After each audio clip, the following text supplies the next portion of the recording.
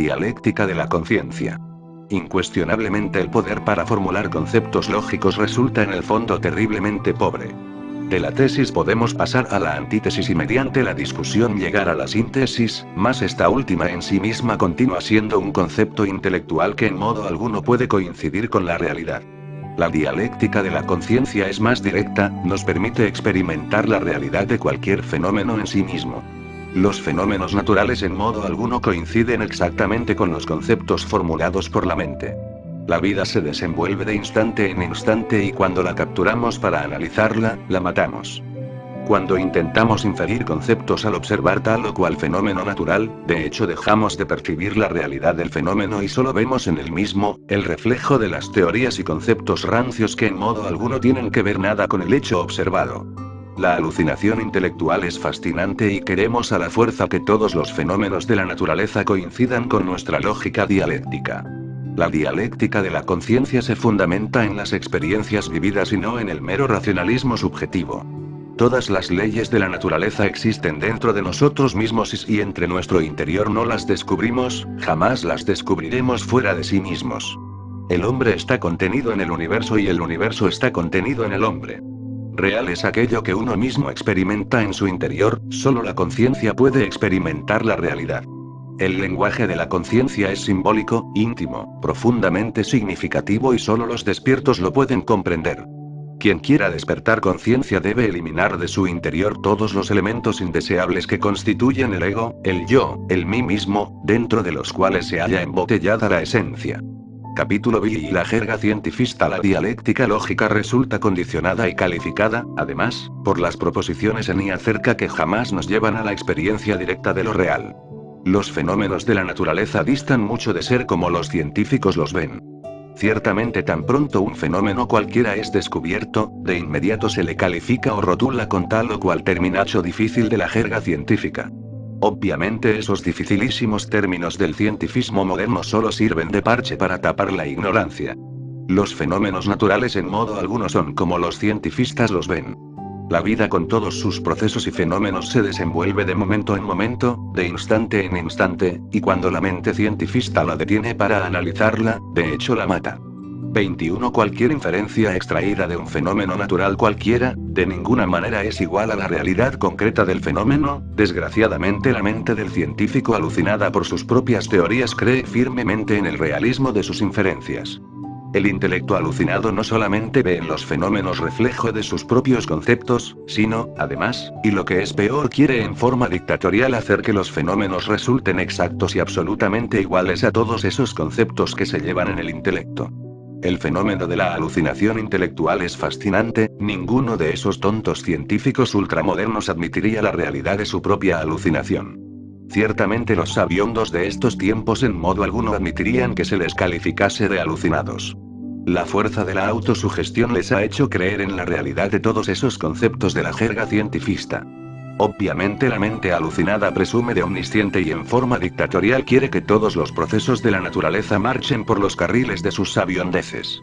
No bien ha aparecido un fenómeno nuevo, se le clasifica, se le rotula y se le pone en tal o cual lugar, como si en verdad se le hubiese comprendido.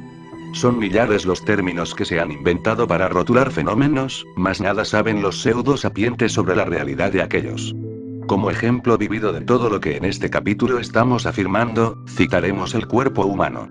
En nombre de la verdad podemos afirmar en forma enfática que este cuerpo físico es absolutamente desconocido para los científicos modernos. Una afirmación de esta clase podría aparecer como muy insolente ante los pontífices del cientifismo moderno, incuestionablemente merecemos de ellos la excomunión. Sin embargo, tenemos bases muy sólidas para hacer tan tremenda afirmación. Desgraciadamente las mentes alucinadas están convencidas de su pseudo-sapiencia, que ni remotamente podrían aceptar el crudo realismo de su ignorancia. Si les dijésemos a los jerarcas del cientifismo moderno, que el conde de Cagliostro, interesantísimo personaje de los siglos XV y todavía vive en pleno siglo XX, si les dijésemos que el insigne Paracelso, insigne facultativo de la Edad Media, aún existe todavía, podéis estar seguros de que los jerarcas del cientifismo actual se reirían de nosotros y jamás aceptarían nuestras afirmaciones. Sin embargo, es así viven actualmente sobre la faz de la Tierra los auténticos mutantes, hombres inmortales con cuerpos que datan de miles y de millones de años hacia atrás. El autor de esta obra conoce a los mutantes, empero no ignora el escepticismo moderno, la alucinación de los cientifistas y el estado de la ignorancia de los sabiondos. Por todo esto en modo alguno caeríamos en la ilusión de creer que los fanáticos de la jerga científica aceptasen la realidad de nuestras insólitas declaraciones. El cuerpo de cualquier mutante es un franco desafío a la jerga científica de estos tiempos. El cuerpo de cualquier mutante puede cambiar de figura y retornar luego a su estado normal sin recibir daño alguno. El cuerpo de cualquier mutante puede penetrar instantáneamente en la cuarta vertical y hasta asumir 22 cualquier forma vegetal o animal y retornar posteriormente a su estado normal sin recibir perjuicio alguno. El cuerpo de cualquier mutante desafía violentamente a viejos textos de anatomía oficial. Desgraciadamente ninguna de estas declaraciones podría vencer a los alucinados de la jerga cientifista. Esos señores, sentados sobre sus sólidos pontificios, incuestionablemente nos mirarán con desdén, tal vez con ira, y posiblemente hasta con un poco de piedad. Empero, la verdad es lo que es, y la realidad de los mutantes es un franco desafío a toda teoría ultramoderna. El autor de la obra conoce a los mutantes pero no espera que nadie le crea. Cada órgano del cuerpo humano está controlado por leyes y fuerzas que ni remotamente conocen los alucinados de la jerga cientifista. Los elementos de la naturaleza son en sí mismos desconocidos para la ciencia oficial. Las mejores fórmulas químicas están incompletas. H2O, 2 átomos de hidrógeno y 1 de oxígeno para formar agua, resulta empírico. Si tratamos de juntar en un laboratorio el átomo de oxígeno con los 2 de hidrógeno, no resulta agua ni nada porque esta fórmula está incompleta, le falta el elemento fuego, solo con este citado elemento podría crearse agua. La intelección, por muy brillante que parezca, no puede conducirnos jamás a la experiencia de lo real. La clasificación de sustancias y los terminachos difíciles con que se rotula a las mismas, solo sirve como parche para tapar la ignorancia. Eso de querer el intelecto que tal o cual sustancia posee determinado nombre y características, resulta absurdo e insoportable. ¿Por qué el intelecto presume de omnisciente? ¿Por qué se alucina creyendo que las sustancias y fenómenos son como él cree que son? ¿Por qué quiere la intelección que la naturaleza sea una réplica perfecta de todas sus teorías, conceptos, opiniones, dogmas, preconceptos, prejuicios?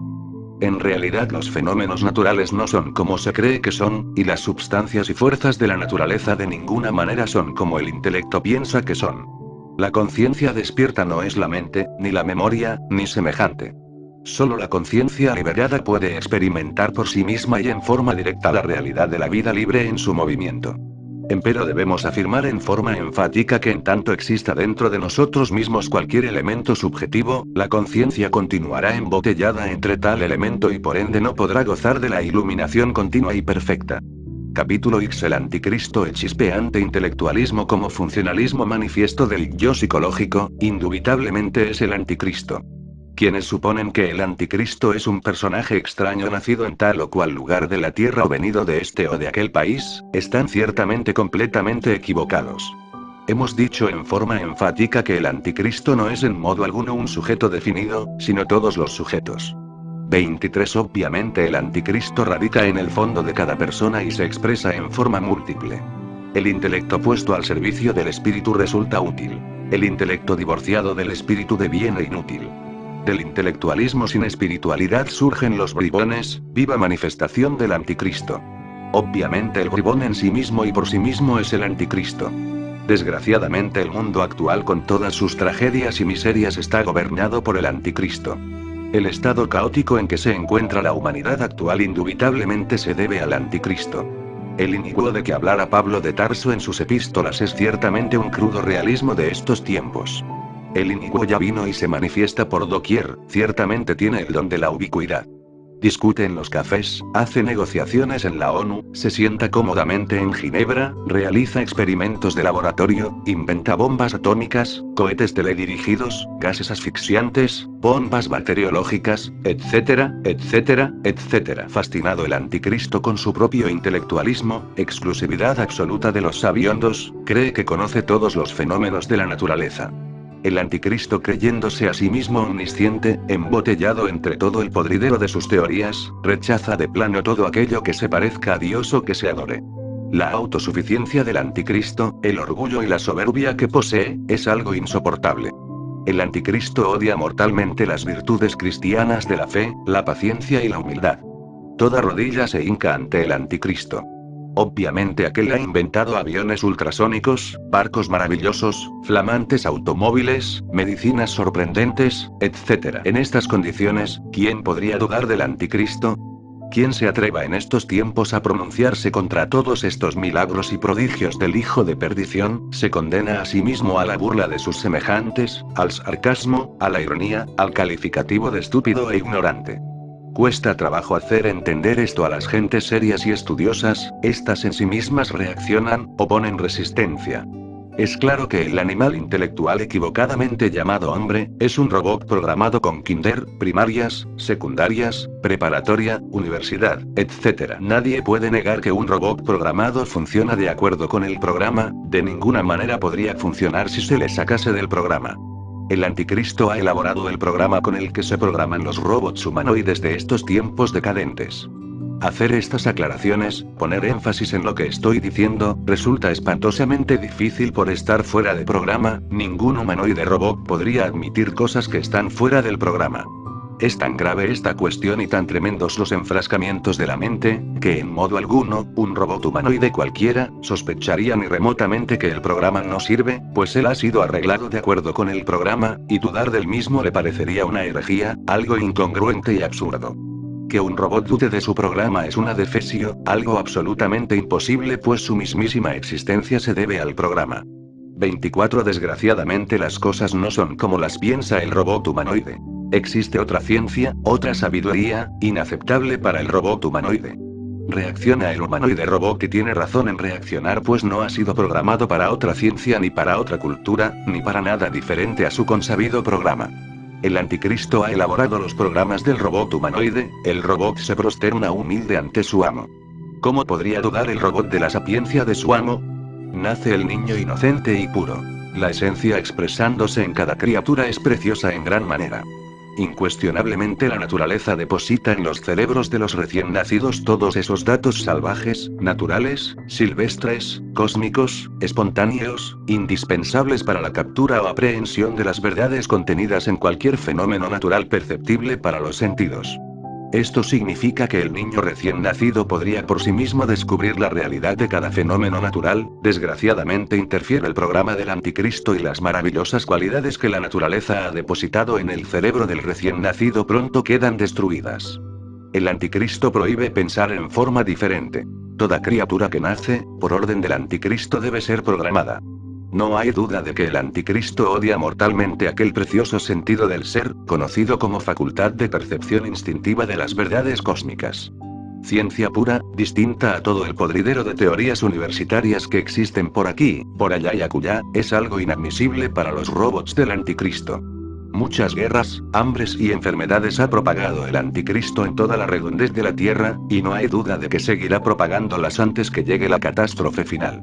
Desafortunadamente ha llegado la hora de la gran apostasía anunciada por todos los profetas y ningún ser humano se atrevería a pronunciarse contra el anticristo.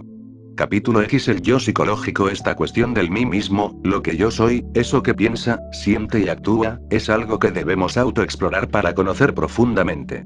Existen por doquiera muy lindas teorías que atraen y fascinan. Empero de nada serviría todo eso si no nos conociésemos a sí mismos. Es fascinante estudiar astronomía o distraerse un poco leyendo obras serias, sin embargo, resulta irónico convertirse en un erudito y no saber nada sobre sí mismo, sobre el yo soy, sobre la humana personalidad que poseemos. Cada cual es muy libre de pensar lo que quiera y la razón subjetiva del animal intelectual equivocadamente llamado hombre da para todo, lo mismo puede hacer de una pulga un caballo que de un caballo una pulga. Son muchos los intelectuales que viven jugando con el racionalismo y después de todo ¿qué? Ser erudito no significa ser sabio. Los ignorantes ilustrados abundan como la mala hierba y no solamente no saben sino, además, ni siquiera saben que no saben. Entiéndase por ignorantes ilustrados los sabiondos que creen que saben y ni siquiera se conocen a sí mismos. Podríamos teorizar hermosamente sobre el yo de la psicología, mas no es eso precisamente lo que nos interesa en este capítulo.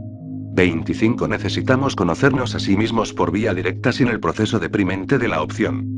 En modo alguno sería esto posible si no nos auto-observáramos en acción de instante en instante, de momento en momento. No se trata de vernos a través de alguna teoría o de una simple especulación